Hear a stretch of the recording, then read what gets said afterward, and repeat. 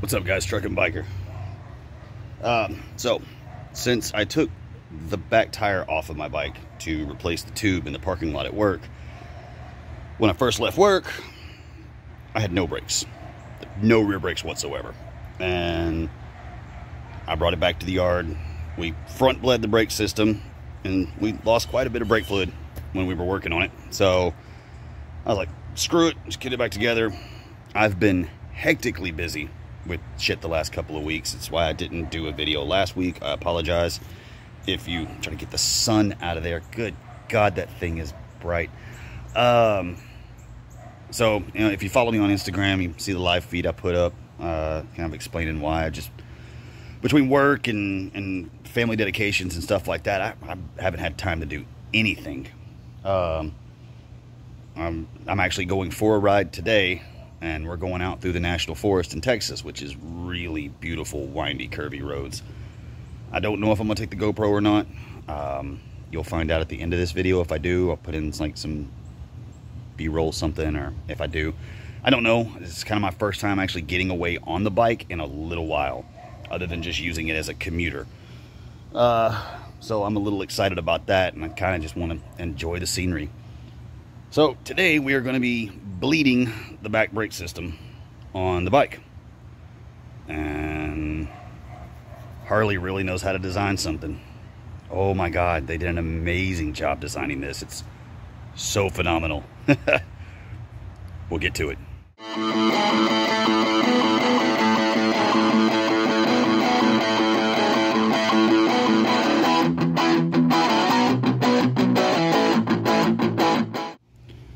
Okay, so, you know, unlike most of your foreign bikes who put the brake master cylinder reservoir, or the master cylinder, everything easy to get to, kind of right here in this general area, you know, where you can actually work on something.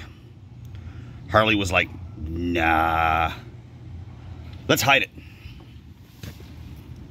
and put it under the bracket behind the pipes. Wow, they really know how to build something. So just getting to this thing, let me see if I can get focus, damn it, there we go. Yeah, this will be interesting. I'm not dicking around with the banjo screw and all that today. I just want to try to get in here and get it done so I can get on the road and have brakes. Simple job. .4 brake fluid. Oh, my bottle has been sitting for about 3 months, so I had to buy a new one. You need a 3/8 to crack the bleeder, a turkey baster to empty the reservoir. Please post all your your oh my God, turkey baster jokes in the comments below. I'm sure they'll be just as entertaining as the shower scene comments. Thanks for that, by the way. That was, I got some pretty funny comments. And the longest screwdriver I own. So, let me get you guys on the stand. Oh yeah, and you'll need a piece of hose, and an empty water bottle. Easiest way to do it. We will get into it. God, I hope I don't make too big of a mess.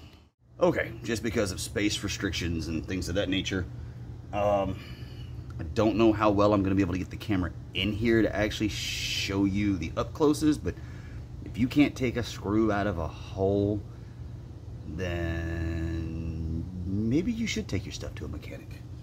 But yeah, so first things first, you got to take the cap off the reservoir. Don't drop your cap. You also need a rag or something to put on it and over it.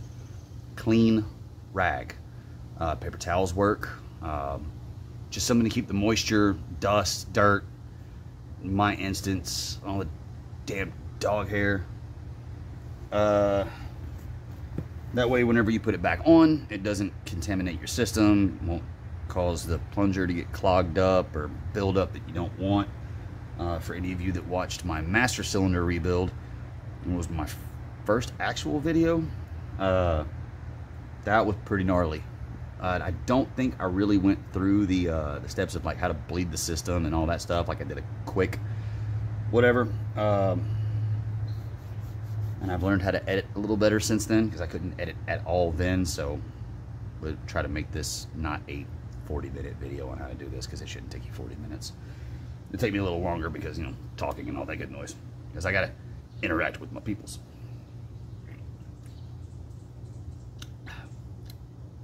I'm actually drinking a light beer today.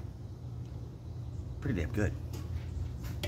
Yes, it's early for everybody else. It is not early for me. So give me a second and we'll get started on this. Okay, yes, I'm a lazy bastard. I'm sitting in a chair. So first things first, we gotta get the top off of the reservoir. Please be careful when removing these screws, because it doesn't take much to strip them. I swear to God, they make them out of the softest frickin' metal known to man. Okay, we're gonna have to stand up.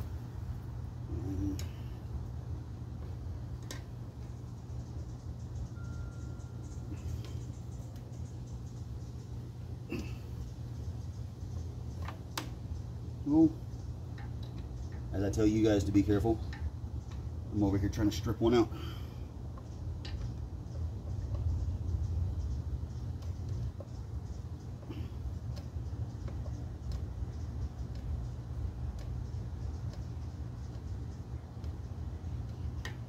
Seriously, can somebody write Harley Davidson a letter and tell them to, I don't know, maybe redesign this shit a little bit. I don't know what the new ones look like. This is an 06, so it's, what, 15 years old?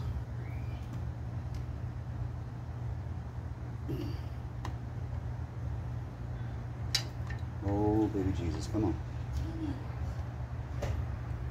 So,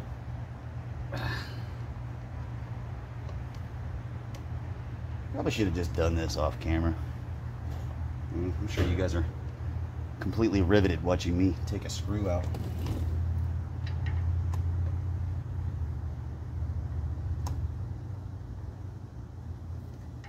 There we go.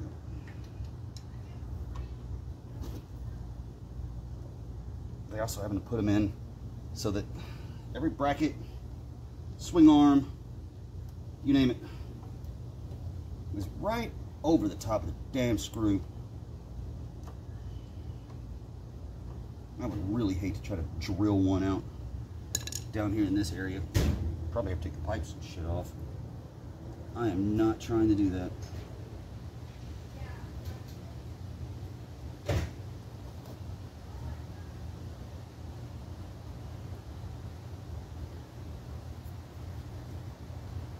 Oh yeah, that reservoir's damn near empty.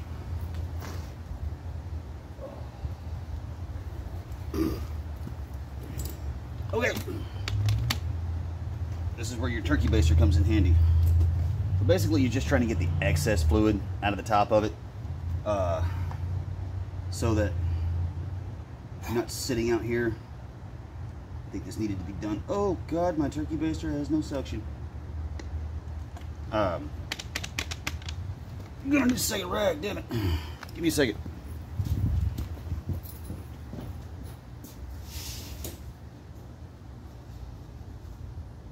Two rags.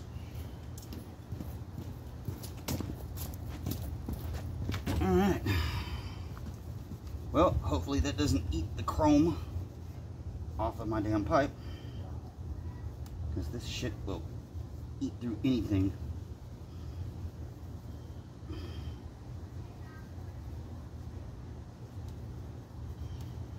I guess after I get this done, I might give her a bath and then take her for a ride. Oh my God. Okay. I told you I was probably gonna make a mess. So you're basically just trying to get a lot of the top fluid out. You're gonna get air in the line regardless, just because of You're trying to empty everything out, and I apparently picked the wrong time of day to do this. Yeah. But yes, I am drinking a beer. I don't know if I finished that thought earlier, but I live on a different schedule than you guys do. It is 10 o'clock in the morning here, but for me it would be like 5 o'clock in the afternoon for you guys, because I get up ridiculous early hours. Even when I'm off work, it's just, I'm already naturally programmed to wake up at like 2, 3 in the morning.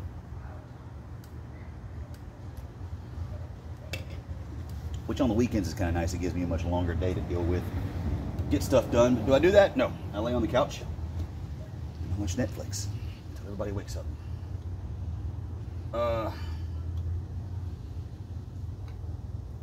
So, crack your bleeder.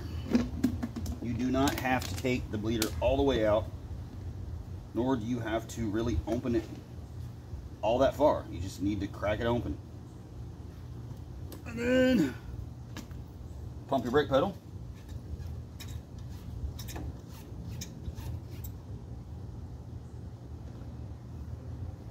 And we are going to add fluid to it and see the nasty brown color that is coming out of it right now. It should be closer to like a almost clear light caramel color. So this was something that needed to be done anyway. Oh, I do not have a nice clean funnel long enough to really pour down in here, I don't think. Let me pause it and see if I have something. Okay, I do have my long red funnel, but it is gross. I've cleaned it out as best I can with a rag. If you're working on your brakes, it's something, if you're going to get into motorcycles, you really need to learn how to do your brakes. Like, it's one of the most simple jobs you can do. Even changing out the brake pads and things of that nature, like it's not overly difficult.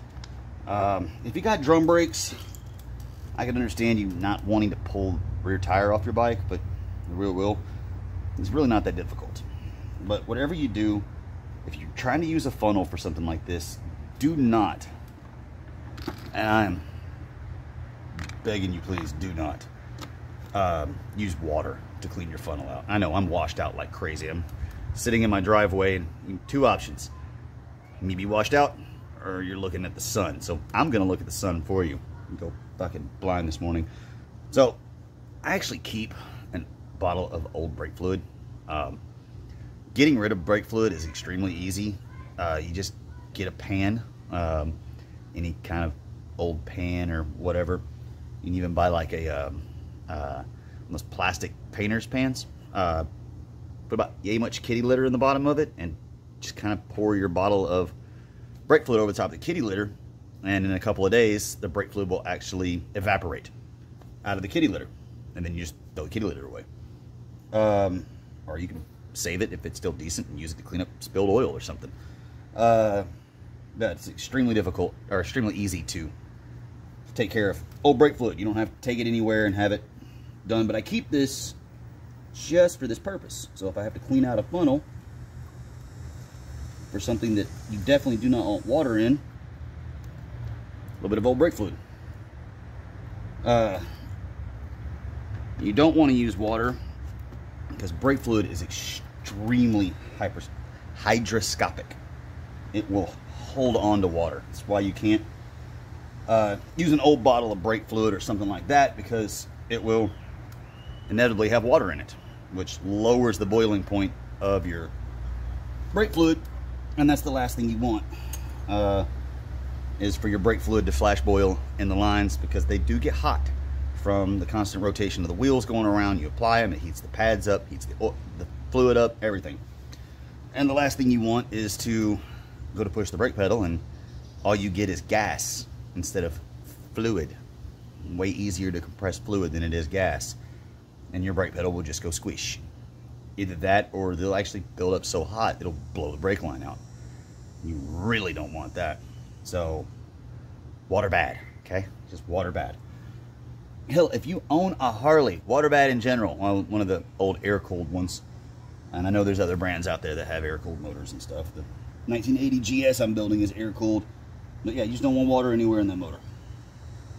So, see if we can get this here. So the brake fluid coming out here is dead near colorless. And you want to pay attention not to overflow your reservoir like I just did. At least this stuff will go away on its own. Ugh. Wasn't thinking about how long the funnel was. And then just gonna pump the brakes. And it will, let me see so you're not getting some weird shot of my ass here. Didn't think about that. Let me flip this around so you can see what's going on. So as you pump your brake pedal, it's going to move the brake fluid through the system. Lots of air bubbles. Air bubbles bad. As long as you have fluid in the front, it will greatly diminish the amount of air bubbles in there. And you just add more fluid when it gets low. Yeah, see, now I'm starting to get some pressure to it. And you want to keep that air loop in there. Now, I will tell you, your brake pedal will not get completely stiff doing it this direction. It will feel better than it was, but you will have to front bleed the system off once you get good pressure built back in. And make sure to keep an eye on your brake fluid level, because the last thing you want is to run the reservoir empty, suck more air into your system, and now you're back at stage one again. So I am going to finish this process real fast, and then see, now I'm down to the new fluid. It went clear. So twist it off, pump the pedal. You should start getting a visible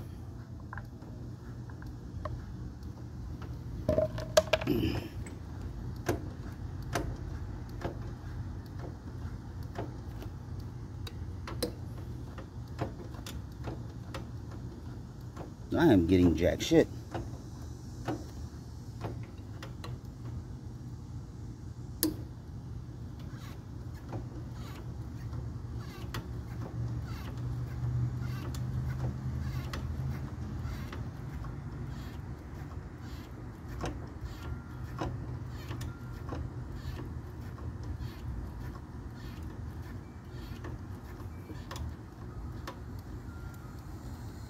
That feels a lot better than it did. All right, so I've kind of got this front system bled off a little bit.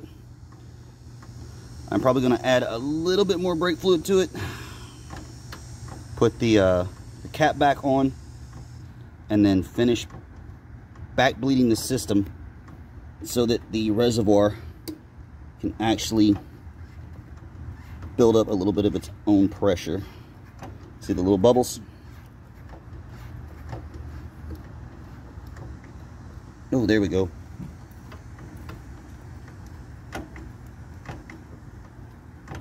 That's exactly what I was looking for. Awesome. All right, let me add a little bit more fluid to this, and we will go from there. All right. So I went from my brakes being a plea, a beg, please stop my bike, to a suggestion, which puts it back to Harley standards, because any of you that ride Harleys know the brakes, especially any older model that's single disc. Yeah, you just grab the levers and push the pedal and pray to God you stop in time. So while I was at it, in the neighbor's driveway, my kids are washing the car. Yeah, it's what happens when you call the little girl at the lunch table a bitch and she just straight bullies you out of a chair. Oh, I guess that solves the old problem of talk shit, get hit, right? He found that one out the hard way. But yeah, I went ahead and gave her a bath, made her sparkly again, checked the fluids, went ahead and checked that I changed the oil 2,500 miles ago. Yeah, about 2,500 miles ago. So I figured go ahead and check the oil and transmission oil, and went ahead and pulled the primary cover off and checked it, and all's good. And I learned my lesson this time. I put Loctite on all the bolts when I put them back in, because last time I had to go find 2 bolts for the primary. Apparently that's a common thing. Yeah, so like I said, I don't know if I'm going to film any of this today. I don't think I am. I mean, I'll leave all of this in. I might take some pictures, or maybe just set my camera up on the handlebars and get a quick few shots or something. Just no audio. I'll put some music over it or something. But yeah, so hope you guys have enjoyed the video. And like I said, brakes is something that you really need to learn to do. If you don't know how to do it, at the least, you need to learn to change your oil, flush your brake systems, stuff like that. Like, I'm not asking you to do valve jobs and shit like that. Like, but you can learn how to do all of it on a motorcycle. It is not that damn difficult. So I'm going to end the video here. If I do any B-roll stuff, I'll just add it in after this, before the little closing flying skulls. Yeah. If I don't talk to you guys for the rest of this video, you guys ride safe.